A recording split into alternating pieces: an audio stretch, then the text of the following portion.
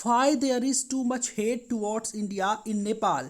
नेपाल के लोग आखिर भारत से इतनी नफरत क्यों करते हैं, आज के सेशन में हम विस्तार से जानेंगे। India Nepal relations from Britishers era to 2023। तो चलिए शुरू करते हैं। एक कार्टून आप यहाँ पर देख पा रहे होंगे। ये कार्टून इंडिया नेपाल रिलेशंस में नेपाल के समाचार पत्र में बहुत ज़्यादा प्रकाशित किया जाता है। यहाँ पर एक कुर्सी में विराजमान भारत को दिखाया जा रहा है और यहाँ पर नेपाल के नेताओं के लिए एक शब्द का यूज़ करते हुए दिखाया गया है भारत को, बेंड मोर, हमारे आगे और ज़्यादा झुको। तो इस तरह की एक आकृति आपको यहाँ पर दिखाई जा रही है जो कि नेपाल में बहुत ही ज़्यादा सर्कुलेट होती है।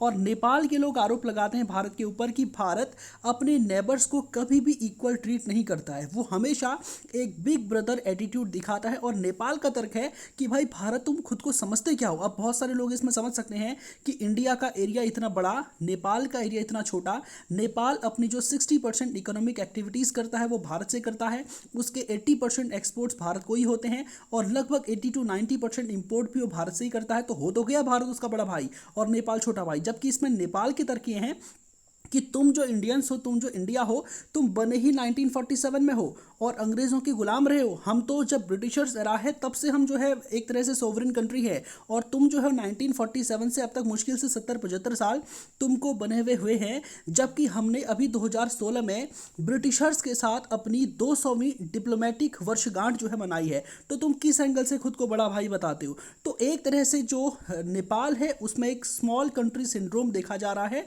जिसमें भारत को एक तरह से एक खलनायक की भूमिका में नेपाल में दिखाया जा रहा है। तो शुरू करते हैं अपना लेक्चर। जैसा कि इससे पहले मैंने आपको बताया था, इंडिया भूटान रिलेशंस और इंडिया म्यांमार रिलेशन किस तरह से ब्रिटिशर्स के एरा से कहानी शुरू होती है और वहाँ से हम ख़त्म करेंगे कहानी को 2023 तक। वो कौन कौन से मुद्दे हैं जिन पर इंडिया और नेपाल काफ़ी बेहतर काम कर रहे हैं और वो कौन कौन से मुद्दे हैं जो इंडिया और नेपाल के बीच में डिस्प्यूट की तरह है। ऑब्वियस सी बात है, चाइना का एंगल यहाँ पर होगा ही होगा।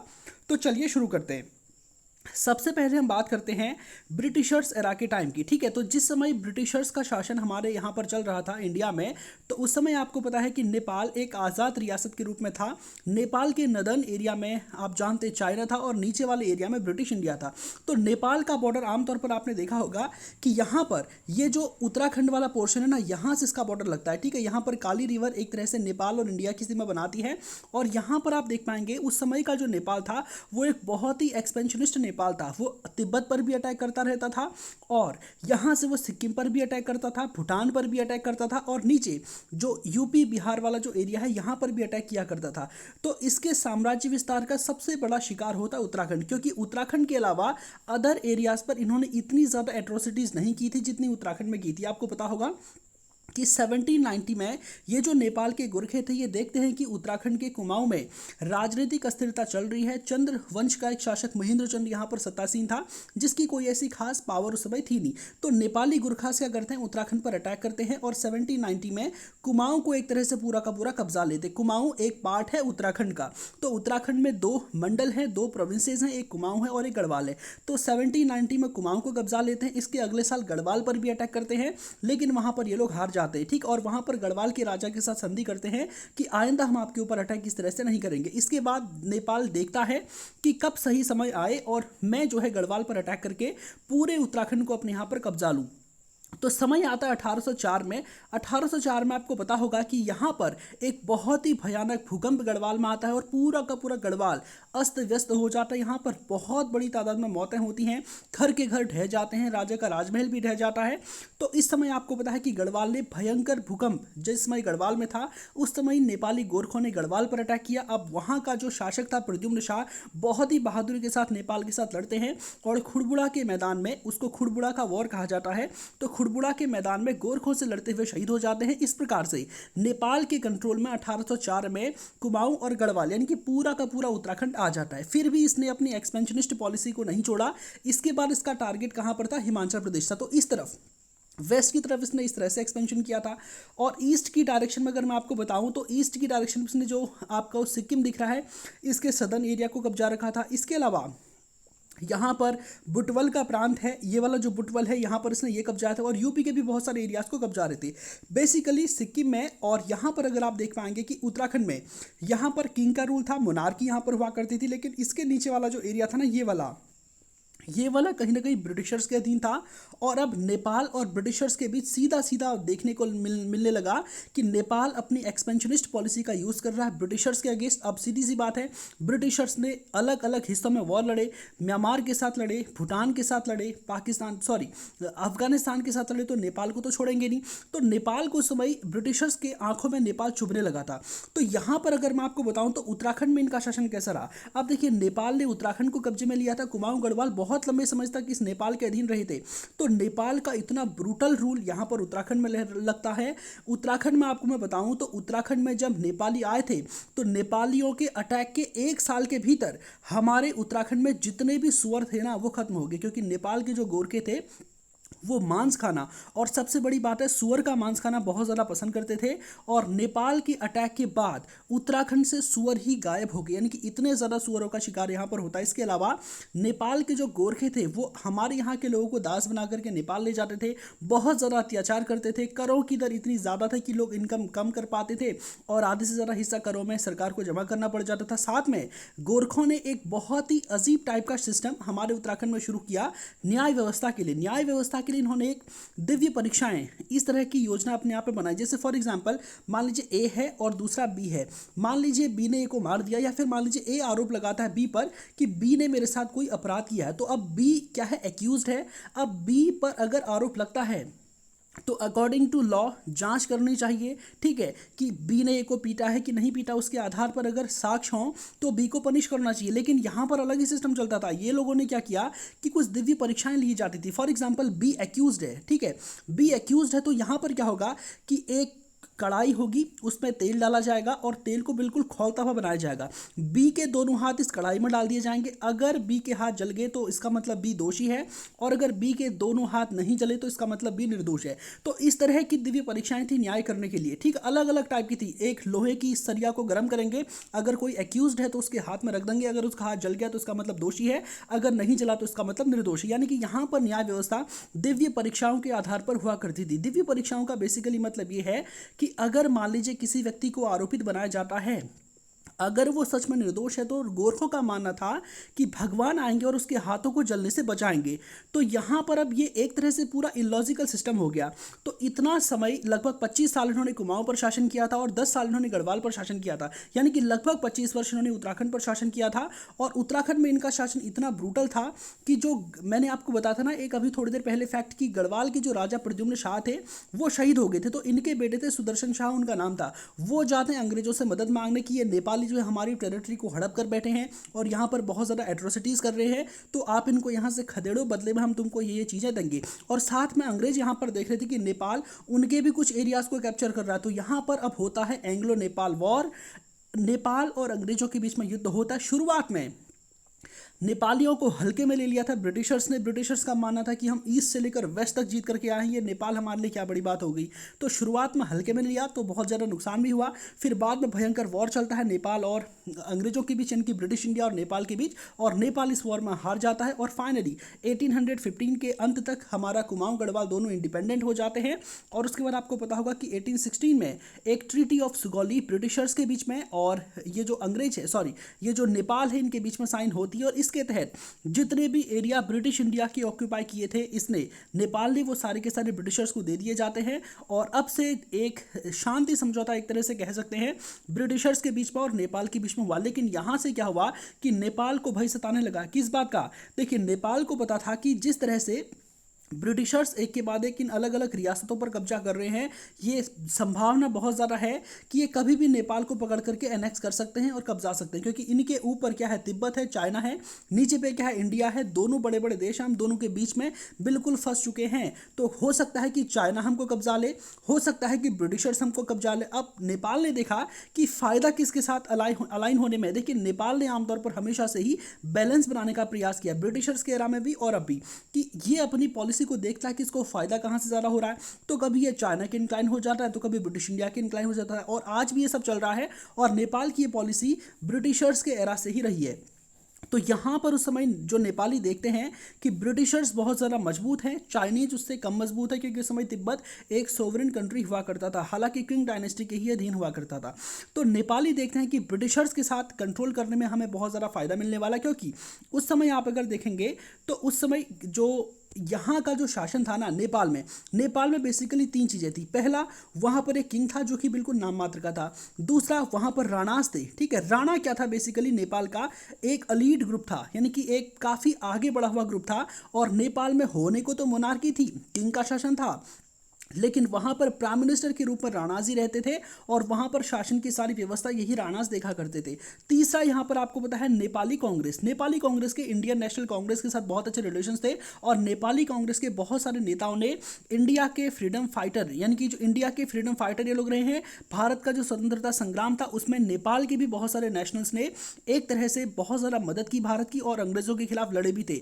तो इसलिए बहुत सारे लोग जब आज़ाद भारत होता तब कहते थे कि हो सकता है कि जिस तरह से इतनी ज़्यादा प्रिंसली स्टेट्स हैं, यहाँ के रिप्रेजेंटेटिव्स को इंडियन कॉन्स्टिट्यूशन में बुलाया जा रहा है, जो संविधान सभा वहाँ पर बुलाया जा रहा है, तो नेपाल के प्रतिनिधियों को भी बुलाया जा सकता है। ये भी पॉसिबिलिटी थी कि नेपाल का विलय भी भारत में ही कर लिया जाता, लेकिन हालांकि ऐसा हुआ नहीं। आगे हम स्टेप बाय स्टेप हम इसको देखेंगे। तो नेपाल में क्या था कि तीन चीज़ें थी, एक किंग था, दूसरे राणास थे, और तीसरी नेपाल नेशनल कांग्रेस थी। किंग का शासन नाम मात्र का था, वहाँ पर अलीट ग्रुप जो राणा था इन्हीं का बोलबाला चलता था, और इंडियन नेशनल कांग्रेस, जैसा कि मैं बता चुका हूँ, नेपाल की जो कांग्रेस थी इसके रिलेशंस इंडियन नेशनल कांग्रेस के साथ काफ़ी अच्छे थे।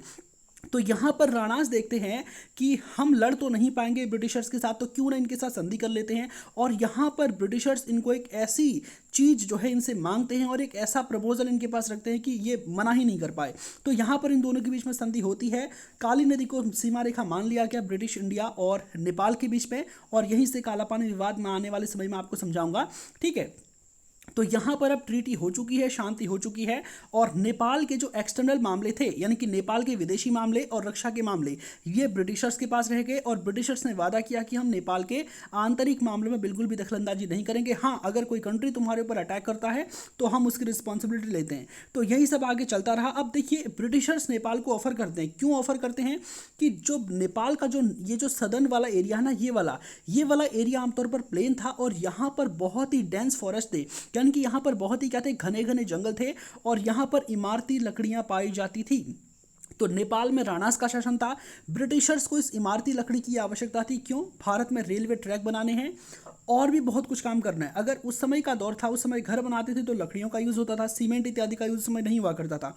तो ब्रिटिशर्स को क्या चाहिए थी, बहुत बड़ी तादाद में लकड़ी, और वो कहाँ से मिल रही थी, नेपाल के जंगलों से।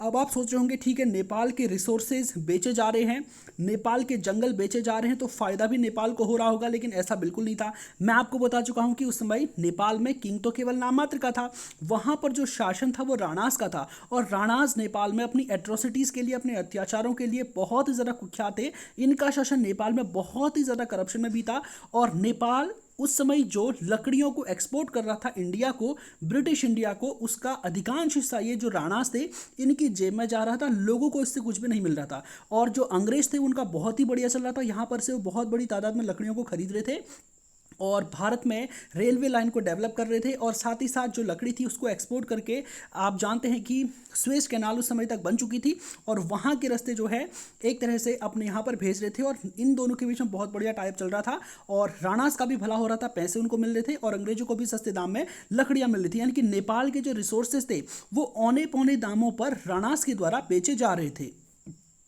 अच्छा, अब हम सेशन में आगे बढ़ते हैं। यहाँ पर इसके बाद यही सब कुछ चलता रहा, और सब कुछ चलता रहा, ठीक है। अब होते होते यहाँ पर फर्स्ट वर्ल्ड वॉर का टाइम हो गया। फर्स्ट वर्ल्ड वॉर में क्या हुआ, नेपाल के लगभग 2,50,000 सैनिक फर्स्ट वर्ल्ड वॉर में ब्रिटिशर्स की तरफ से लड़ने के लिए गए, और यहाँ पर राणास, यहाँ पर देखते हैं अभी भी यहाँ पर राणास का ही रूल है, ठीक है। तो अंग्रेजों की इतनी भक्ति की कि अपने 2,50,000 सैनिकों को फर्स्ट वर्ल्ड वॉर में कुर्बान कर दिया। इसमें से अधिकांश सैनिक या तो मारे गए, या फिर कुछ बहुत ही इसमें से घर लौटे, और कुछ गायब हो गए, यानी कि इन 2,50,000 सैनिकों का पता ही नहीं चल सका। इनकी फैमिलीज बहुत ज़्यादा रुष्ट होती हैं कि आखिर नेपाल क्यों अपने सोल्जर्स को अंग्रेजों की ओर से लड़ने के लिए भेज रहा है। नेपाल एक सोवरेन कंट्री है, और हमें इंडिपेंडेंट रहना चाहिए, हम क्यों अपने लोगों को ये अंग्रेजों की और इन लोगों की लड़ाई में मरने के लिए भेज रहे हैं। तो नेपाल में बहुत ज़्यादा प्रोटेस्ट होते हैं कि हमारे सैनिकों को लाओ, हमारे सैनिकों को बताओ। अब किसी के 2,50,000 बहुत बड़ा आंकड़ा होता है, तो बहुत ज़्यादा हंगामा नेपाल में उस समय होता है। तो ठीक ऐसे ही चलते रहता। तो अब नेपाल के जो राणास थे वो भी ब्रिटिशर्स को प्रेशराइज करने लगे कि अभी तक तुमने हमें एक सोवरेन कंट्री के रूप में मान्यता नहीं दे रखी है। अभी भी राणास को ये संशय बिल्कुल था कि कभी भी ब्रिटिशर्स हमको अनेक्स कर सकते हैं। राणास का कहना था कि तुम्हारे कहने पर हमने तुमको औने पौने दामों पर इतनी सस्ती लकड़ियां बेच दी जिनसे तुमने इतना प्रॉफिट कमा लिया, साथ में अपने 2-2.5 लाख सैनिकों को कुर्बान कर दिया तुम्हारी लड़ाई के चक्कर में। ठीक है, अब तो कम से कम हमारे साथ एक अच्छी ट्रीटी करो और हमें ये विश्वास दिलाओ कि तुम हम पर कभी अटैक नहीं करोगे, और अगर फर्दर हम पे चाइनीज एग्रेशन होता है तो आप हमारी रक्षा करेंगे। और यहाँ पर आप जानते हैं कि ब्रिटिशर्स के बीच में और नेपाली राणास के बीच में एक ट्रीटी होती है, ट्रीटी ऑफ 1923, ब्रिटिश इंडिया और नेपाल के बीच में होती है। और इस ट्रीटी के द्वारा जो है ब्रिटिशर्स ने प्रॉमिस किया इनको कि हम आप पर कभी अटैक नहीं करेंगे, आप एक सोवरेन कंट्री हैं। लेकिन इससे भी जो है नेपाल नहीं माना। तो फाइनली आपको पता है कि ब्रिटिशर्स ने नेपाल को लीग ऑफ नेशंस में शामिल कर लिया। जैसे आज यूनाइटेड नेशंस है वैसे ही पहले लीग ऑफ नेशंस हुआ करता था। तो जो भी कंट्री लीग ऑफ नेशंस का हिस्सा है तो सीधी सी बात है वो एक सोवरेन कंट्री अपने आप में है। तो ये पीस ट्रीटी थी इंडिया नेपाल के बीच में। और आने वाले समय में 1950 के बाद आपको पता है पंडित जवाहरलाल नेहरू जब हमारे यहाँ पर प्राइम मिनिस्टर बनते हैं तो इसी ट्रीटी को जो है एक तरह से 1950 की ट्रीटी में रिप्लेस कर दिया जाता। अब हम अपने सेशन में आगे बढ़ते हैं। यहाँ पर अब भारत भी आज़ाद हो रहा था, सेकेंड वर्ल्ड वॉर चलता है और भारत आज़ाद होता है।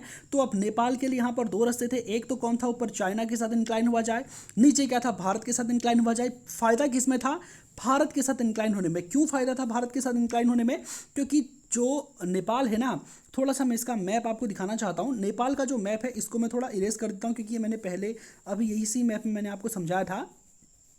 हाँ, ये जो नेपाल का मैप है इसका जो ये नीचे वाला एरिया है ये क्या है, तराई है। ठीक है, और इसका जो ऊपर वाला एरिया जो चाइना से लगता हुआ यहाँ पर बहुत ही ऊंची ऊंची चोटियाँ हैं।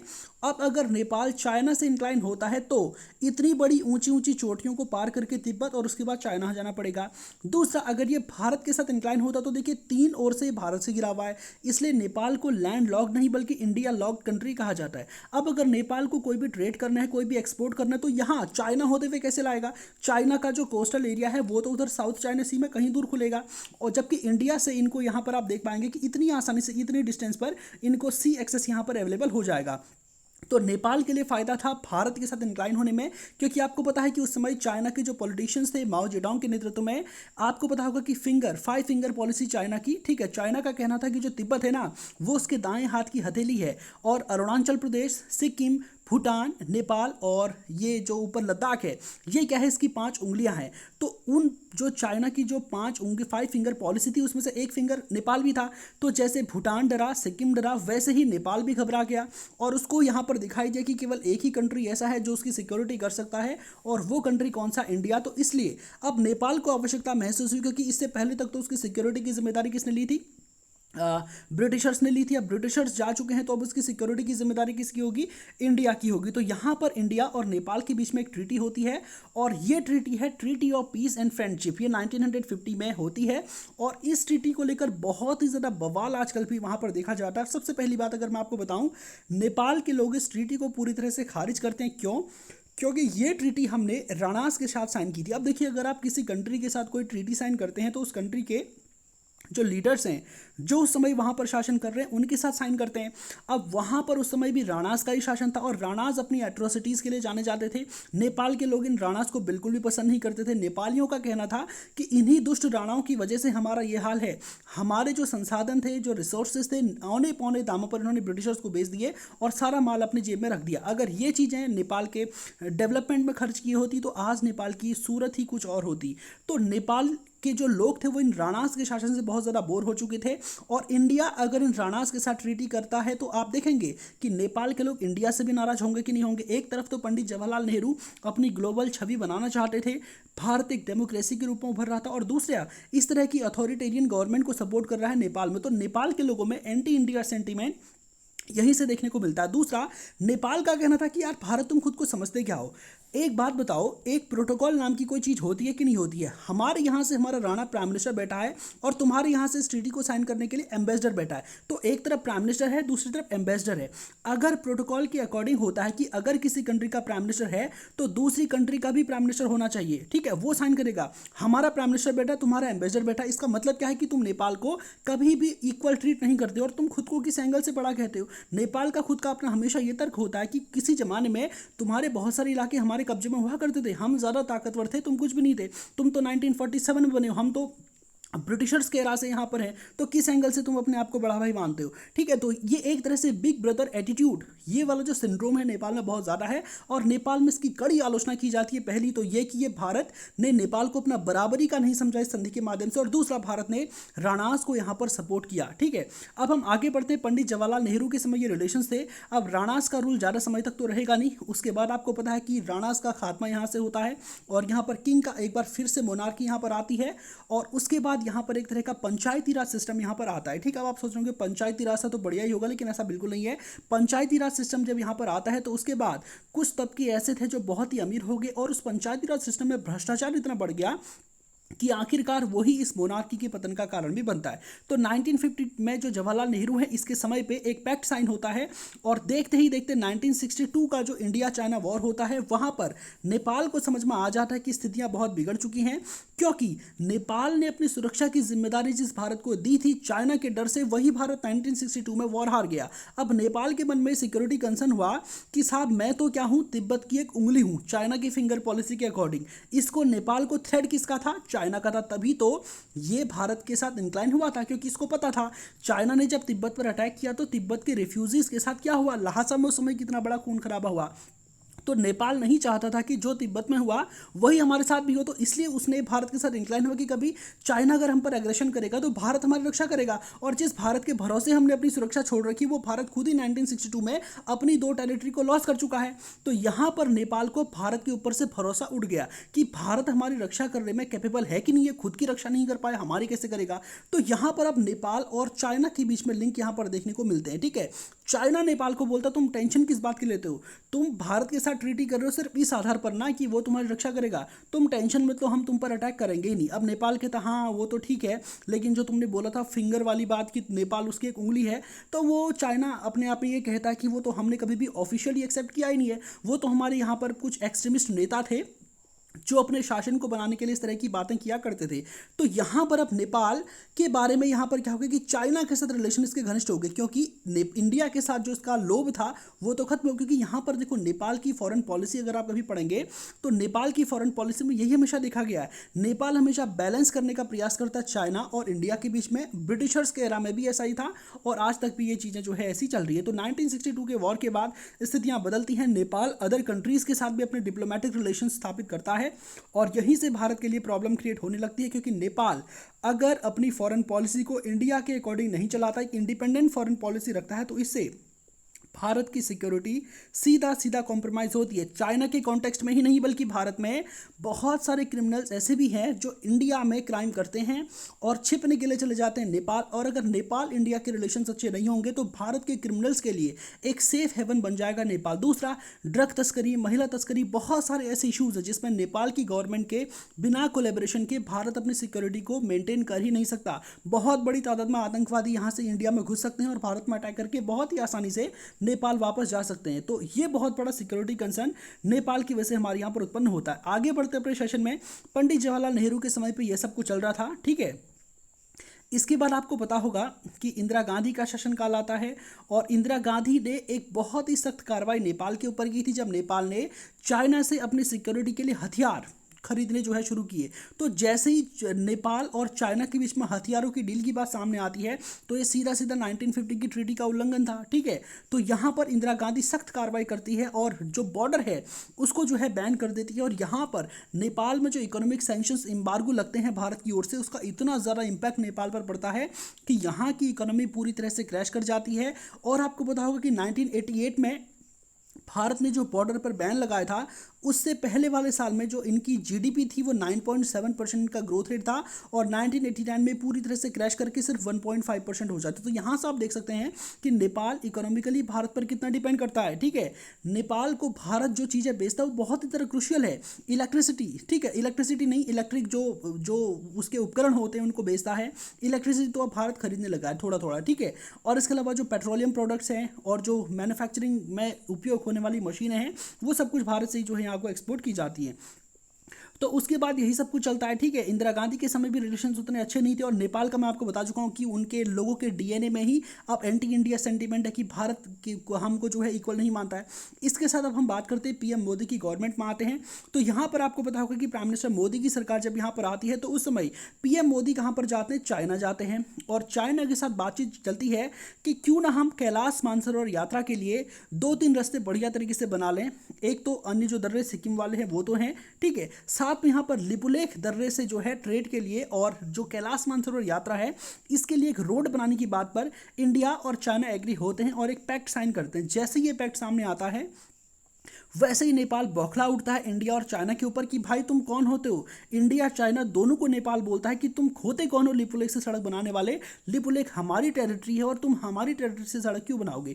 तो लिपुलेख, कालापानी और लंपियाथुरा पर जो नेपाल है वो अपना दावा ठोक देता। ऐसा नहीं था, नेपाल के जो लोग हैं ना उनको पहले से ही पता था, नेपाल की जो अथॉरिटीज़ हैं उनको पहले से ही पता था कि जो लिपुलेख होते हुए भारत एक सड़क बना रहा है चाइना को जोड़ने वाली, और ये जो है नेपाल यहाँ से विरोध में आ गया। उसके बाद आपको पता होगा कि जब हमारे यहाँ से 370 आर्टिकल खत्म होता तो इंडिया एक नया पॉलिटिकल मैप अपना जारी करता है और नेपाल जो है इसका विरोध करता है और भारत के एक बहुत बड़े एरिया को अपना क्लेम करने लगता है। ठीक है, तो थोड़ा सा मैं आपको ये विवाद आपको समझा देना चाहता हूँ कि कालापानी, लंपियाथुरा और लिपुलेख को लेकर क्या डिस्प्यूट है। देखिए, जिस समय सगौली की संधि में आपको थोड़ी देर पहले बता चुका हूँ कि उस सगौली की संधि में क्या प्रावधान थे कि जो काली रिवर है ना उसको माना जाएगा इंडिया और नेपाल की बाउंड्री, और भारत भी कहता कि हाँ बिल्कुल हम मानते हैं काली नदी भारत और नेपाल के बीच में एक बाउंड्री का काम करेगी। नेपाल भी मानता कि काली नदी भी भारत में और नेपाल के बीच में बाउंड्री का काम करेगी। तो प्रॉब्लम कहाँ पर है, देखिए काली नदी का जो ओरिजिन है ना, सबसे बड़ी प्रॉब्लम यही हो गई है। काली नदी किसी एक जलधारा से या फिर किसी एक स्रोत से आकर नहीं बनी है। जो काली नदी का ओरिजिन है वो आमतौर पर छोटी छोटी बहुत सारी जलधाराओं से होता है। तो यहाँ पर क्या है कि भारत का अपने आप में स्टैंड ये है कि जो काली नदी है वो इस काला पानी से निकलती है, काला पानी से इस तरह से जो है यहाँ से इस तरह से निकलती है। जबकि नेपाल का कहना है कि हम इसको काली की धारा नहीं मानते, हम किसको मानते कि ये इधर लिम्पियाधुरा जो है ना यहाँ से जो जलधारा निकल रही है इस तरह से जा रही है, इसको हम काली नदी मानते हैं और इस वजह से इसका जो पूरा का पूरा ये वाला जो एरिया है ये नेपाल का हो जाता है।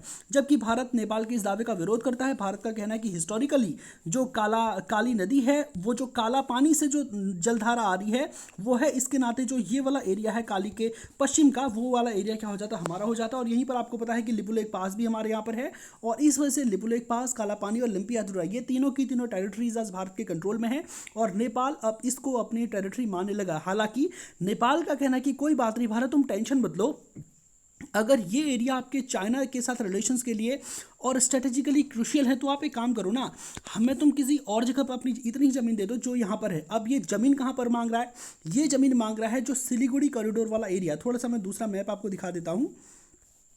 अब ये ज़मीन कहाँ पर मांग रहा है, नई वाली, एक मिनट में इसको इरेज भी कर देता हूँ। हाँ, ये जो नेपाल है ना इसका कहना कि कोई बात नहीं, अगर यहाँ पर ज़मीन तुम हमको नहीं दे सकते तुम एक काम करो ना, तुम हमको ये जो सिलीगुड़ी कॉरिडोर वाला पतली सी पट्टी है तुम हमको ये अवेलेबल करा दो, हम यहाँ से जो है सीधा बांग्लादेश में एंटर करेंगे और यहाँ से अपने एक्सपोर्ट को करेंगे। अब देखिए सिलीगुड़ी कॉरिडोर कितना इंपॉर्टेंट है भारत के लिए कि जो नॉर्थ ईस्ट है ना, पूरा का पूरा नॉर्थ ईस्ट इंडिया के साथ जुड़ता है इस सिलीगुड़ी कॉरिडोर के माध्यम से, और नेपाल मांगने लगा है सिलीगुड़ी कॉरिडोर को। तो कितनी बड़ी बात है, ठीक है, वहाँ काला पानी पर इशू क्रिएट कर रहा है और यहाँ पर जो है सिलीगुड़ी कॉरिडोर में इशू क्रिएट करने लग गया है कि कोई बात नहीं, काला पानी नहीं दे सकते तो सिलीगुड़ी कॉरिडोर हमको दे दो। तो इस तरह के विवाद इंडिया नेपाल के बीच में चल रहे हैं और ये विवाद कब थमेंगे ये तो पता नहीं है। हालांकि इंडिया नेपाल बॉर्डर इश्यूज़ को लेकर बहुत लंबे समय से वार्ता कर रहे हैं और आने वाले समय में भी आप देखेंगे कि बहुत बेहतर होगा। दूसरा एक और विवाद यहाँ पर क्रिएट हो गया है इंडिया नेपाल के बीच में, मधेशी ये जो मधेसी हैं बेसिकली, नेपाल जब अपना संविधान लाता है तो इन मधेसी को साइडलाइन कर देता है, जिसका भारत विरोध करता है। मधेसी बेसिकली जो नेपाल का जो तराई वाला रीजन है ना, एक बार फिर से मैप में दिखा देता हूँ। ये वाला जो रीजन मैंने आपको बताया था ना, जो ब्रिटिशर्स जो टिम्बर यानी कि लकड़ी का ट्रेड करते थे तराई के जंगलों से ही किया करते, तो ये जो तराई वाला एरिया है ना, यहाँ पर इंडियन एथनिसिटी के बहुत सारे लोग इस एरिया से यहाँ पर बसने के लिए चले गए। तो जो मधेसी लोग हैं बेसिकली वो इंडियंस ही हैं जो नेपाल में रह रहे हैं। और जब नेपाल की सरकार ने, और इनका जो फिजिकल स्ट्रक्चर है, इनकी जो कपड़े हैं, खान पान, वेशभूषा, इनकी बोलचाल की सब कुछ इंडियंस से ही मैच करती है। और ये भारत और नेपाल के संबंधों की वकालत करते हैं। और चाइना की जो कम्युनिस्ट पार्टी है और नेपाल की जो कम्युनिस्ट पार्टी है, इस पर आरोप लगाते हैं कि नेपाल की कम्युनिस्ट पार्टी पूरी तरह से चाइना की गोद में बैठ गई है, जबकि एक्चुअल में हम तीन तरफ से इंडिया से घिरे हैं और हमारे जो विदेशी संबंध हैं वो बिना इंडिया के बाहर नहीं जा सकते। तो जो मधेसी हैं वो नेपाल की सत्ता के लिए भारत को सपोर्ट करते हैं। और जब नेपाल ने अपना नया संविधान बनाया और इन मधेसियों को यहाँ से साइडलाइन कर दिया, सीधी सी बात है, हमारे यहाँ के लोग हैं जो वहाँ पर बसने गए थे, तो इंडिया इन मधेसियों को सपोर्ट करेगा ही करेगा। और यही नतीजा आपने देखा होगा, मोदी गवर्नमेंट के समय एक बार फिर से बॉर्डर्स को सीज कर दिया जाता है और नेपाल में इसेंशियल वस्तु, आवश्यक वस्तुओं की किल्लत हो जाती है। और नेपाल ने चाइना की मदद से यूनाइटेड नेशंस में प्रस्ताव उठाया कि भारत एक तरह से मिसयूज कर रहा है, जो तीन तरफ से नेपाल यहाँ से घिरा है, समय समय पर करता आ रहा है, फिर से कर रहा है। और आने वाले समय में शायद अगर नेपाल ज़्यादा समय तक चाइना के इंक्लाइन रहेगा तो भारत शायद फिर से इन बॉर्डर्स को कंट्रोल करेगा। ठीक है, उम्मीद करता हूं कि इंडिया नेपाल रिलेशंस के सारे टॉपिक्स को आप समझ पाए होंगे ठीक से। और इसको लेकर आपकी क्या क्वेरीज हैं तो कमेंट सेक्शन में डेफिनेटली जवाब दें। तो आज के सेशन को यहीं पे समाप्त करते हैं। धन्यवाद।